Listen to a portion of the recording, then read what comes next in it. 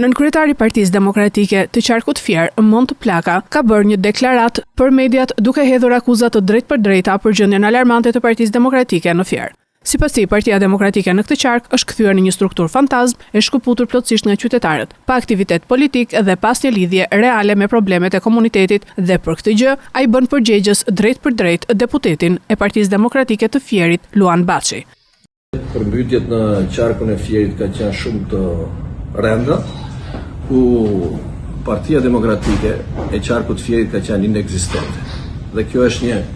fatkeqësi e madhe, për një parti kaq të madhe, kaq të fuqishme që është në Qarkun e Fierit dhe mos të jetë pjesë e halleve dhe shqetësimeve të komunitetit të përmbytur. Partia Demokratike në Fier është rreth një personi. Ky personi i ndalon të japë intervista, i ndalon të vende hallet e popullit, sepse do vetëm ky që të marrin vëmendjen e demokratëve dhe do vetëm ky të jetë në të ballë të gjitha halleve dhe problemeve që kanë njerëzit.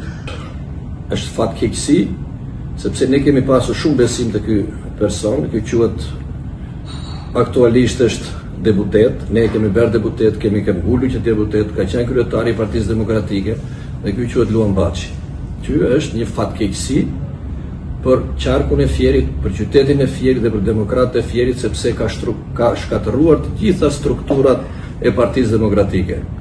ku ndër vite strukturat e Partisë Demokratike,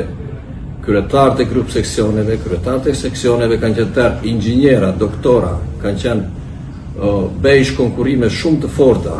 në Partinë Demokratike, aktualisht niveli i përfaqësimit është shumë poshtë.